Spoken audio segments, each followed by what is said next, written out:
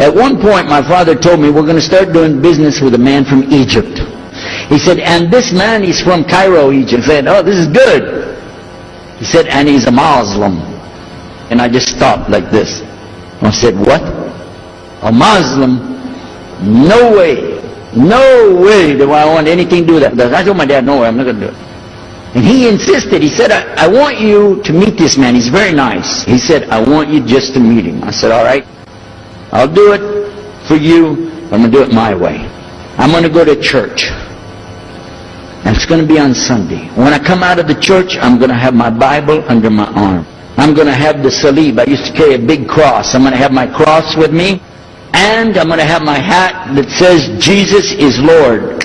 And I'm going to have my wife, born-again Christian, with me.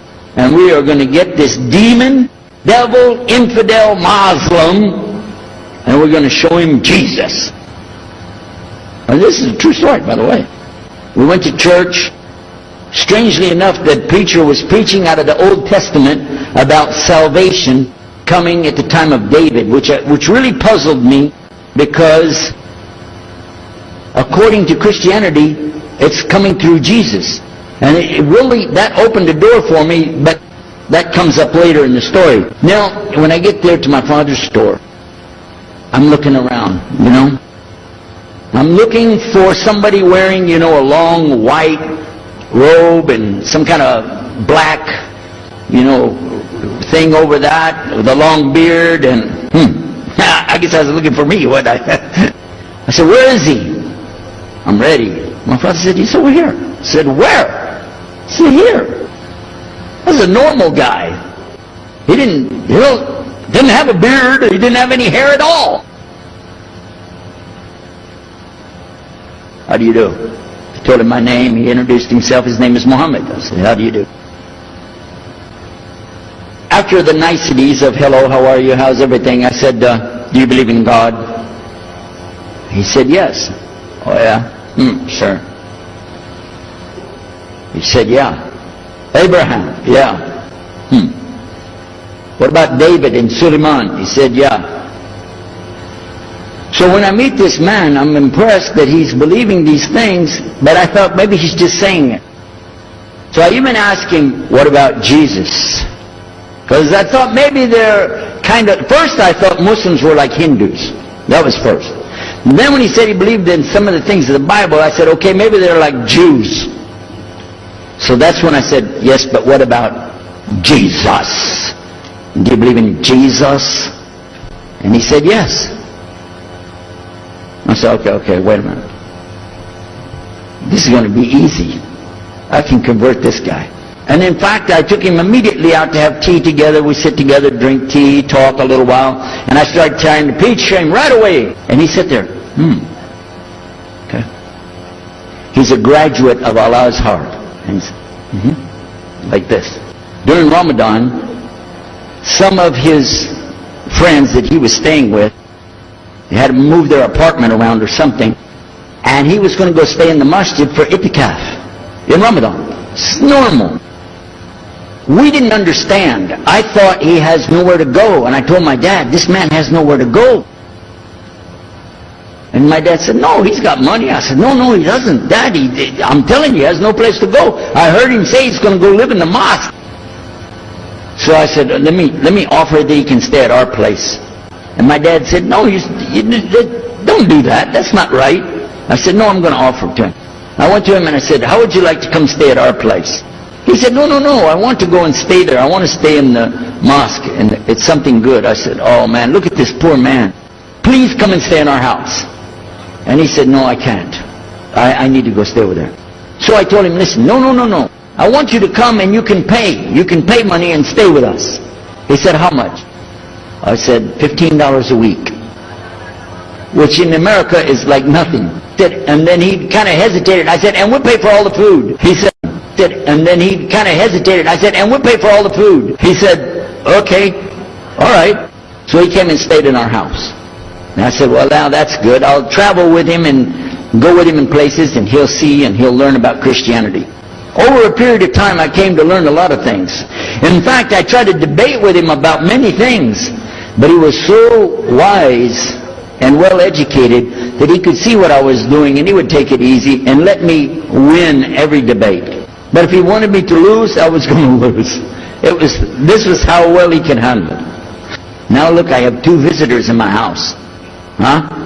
One is a Catholic priest, the other is a Muslim. And I'm thinking I can get the Catholic priest and convert him to be a Protestant. At the same time, I'm going to catch the Muslim and bring him over to Christianity. High aspirations. But it didn't work. Some strange things began to happen. We would sit around the table at night to discuss what is the Bible and what's the salvation. My father has a Bible. It's called King James Version. But I work out of a different one that I've had since 1953. It's called the Revised Standard Version. So I began to preach out of mine, which doesn't match. And my father said, no, it's this way. I said, no, it's this way. Now my wife comes up with her Bible from Jimmy Swaggart. It's called The Good News for Modern Man. The Catholic priest, he's got another Bible. And I never even knew about this subject until then. And he's saying this, and I'm saying that. My father's saying something else. My wife's on something else. And all the time, Muhammad the Muslim is sitting over there like this. So we asked him. I guess it was me. I asked him. I said, well, how many versions of your book, your Quran, do you have? He said, the Quran has no versions. There's only one. It's original. It's in the Arabic language. ذَلِكَ الْكِتَابُ لَا رَيْبَ فِيهِ. This is the book that has no doubt. Hudal al-Muttaqin. It's guidance for those who have taqwa for Allah. So when he's telling us that the Quran is one, I'm going, huh? And it's in the original language. We still have it. You know what I was thinking? He's lying. I was sure he was lying because he could see the problem we were having, and he just sat back and made that up. But I don't know Arabic at that stage, so I don't know what to say. You know, maybe, I don't know. And he left it at that. He didn't try to preach. But it put a big doubt in my mind now about, we got all these books, he's got one, and la rayba fi, no doubt in it. So another time we had another discussion that came up. Now this time I went to the other preacher who had the cross. And I was asking him, I want to be able to explain the Trinity. He said, you know the Trinity. I said, yeah, I know. But I want to know the way to explain it so a human being can just understand it. He said, okay.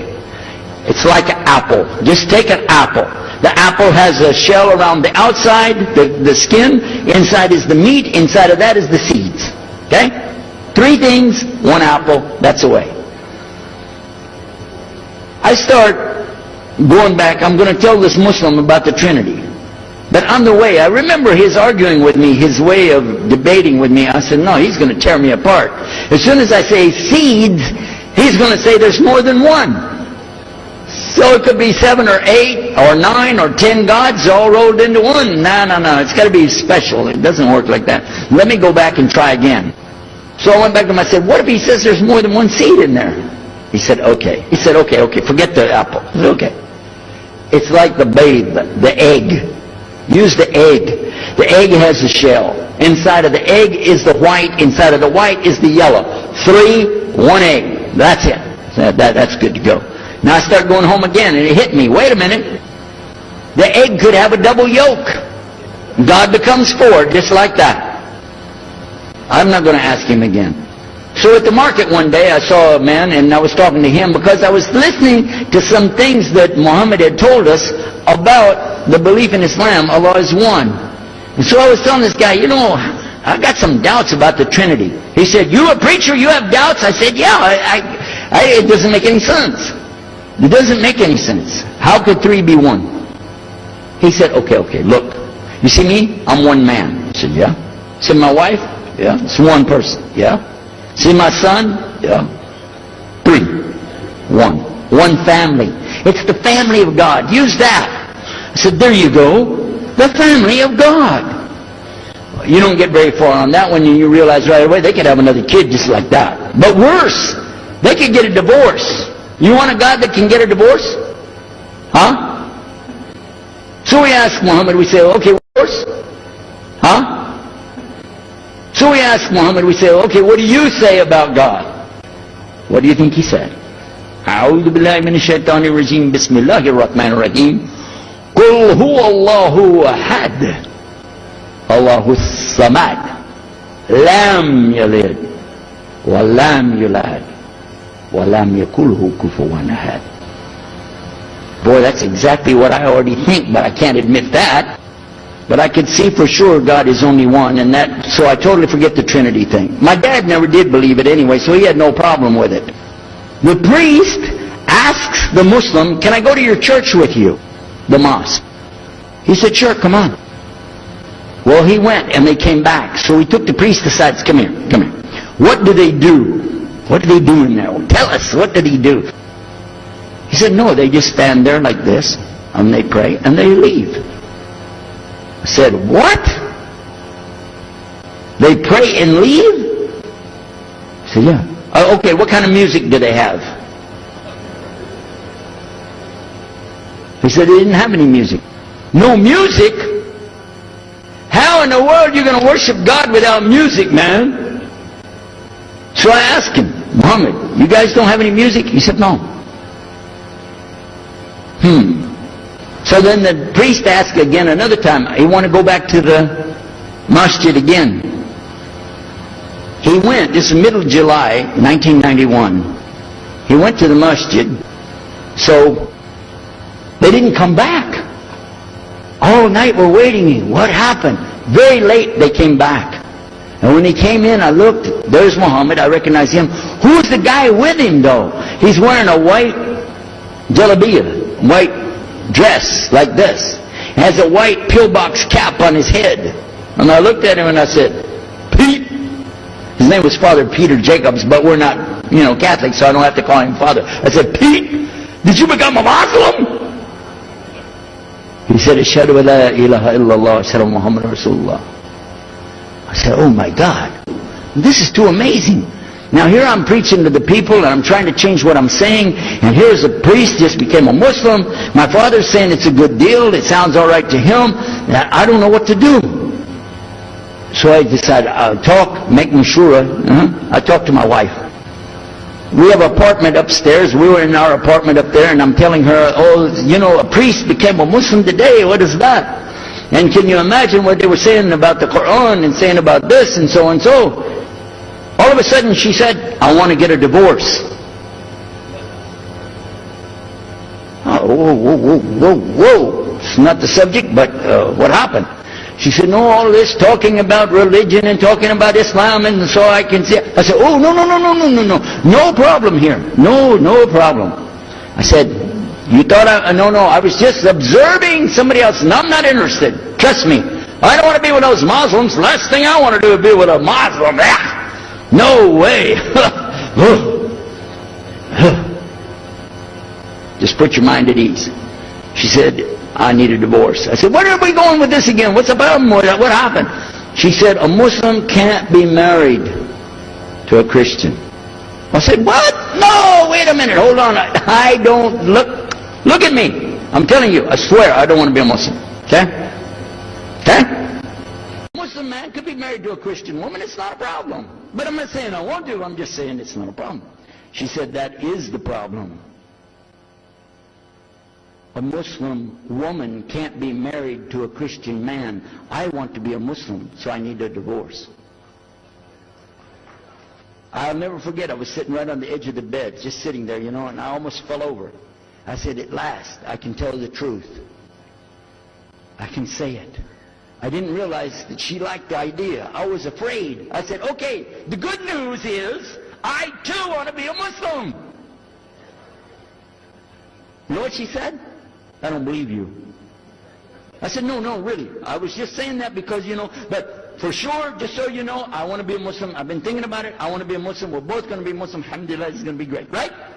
You know what she said? I don't believe you because you're either lying right now or you were lying 5 minutes ago when you said you didn't want to be a Muslim. And either way, I don't want to be married to a liar. So get out. So I started leaving. So I went to get to Muhammad and I woke him up. I said, come, you and me, we got to talk. Come with me. And we went outside the house and we walked those country roads until the time for the dawn, the sun to come up at dawn. And all that time I talked to him about What's it like to be a Muslim? How do you have to believe? What do you have to do? Let me hear all of it now. And no more playing a game. I'm not debating. I just want to know. Just tell me. Just tell me what's Islam. I need to know what I need to do. And he told me everything, and I realized this is it. I got to make a decision. This is a big deal, though. And he told me, okay, this is up to you. You have to go make a choice for yourself. I can't help you. I said, oh my God. So when he was praying Fajr, I decided, I've been watching this man praying this direction with his head on the ground. It's so beautiful to see a man humble himself, put his head on the ground to the Rabbil Alameen. Let me try that. So I sneaked off somewhere where nobody could see me, illallah. And then I found a place, a board there, and I bowed down on the ground, and I put my head down on the ground on that board there. And by the way, I'm pretty good at speaking, especially in prayers. I used to make so long a prayer, they wouldn't let me say the prayer at Thanksgiving because the food would be cold. Okay? But I put my head on the ground, and only these words came, no more words, just this. Oh God, guide me. That's it. And I was thinking, well, I got to say more than that. Nothing. Oh God, if you're there, guide me. That's it. I talked to my wife, I talked to my father, I made a bath, and at 10 o'clock that morning, I went in front of this man named Muhammad and this new man named Yahya, who used to be the priest, and I said, Ashhadu la ilaha illallah wa ashhadu Muhammad Rasulullah. Immediately after that, my wife did her shahada. Ashhadu la ilaha illallah, ashhadu Muhammad Rasulullah. A few months later, my father did his shahada. Ashhadu la ilaha illallah, ashhadu Muhammad Rasulullah. Step by step by step, we saw so many people enter into Islam. We wanted to tell the whole world what is Islam. We wanted everybody to know the real Islam. I said, how could this escape our knowledge? How could we not know about this great and wonderful thing called Islam?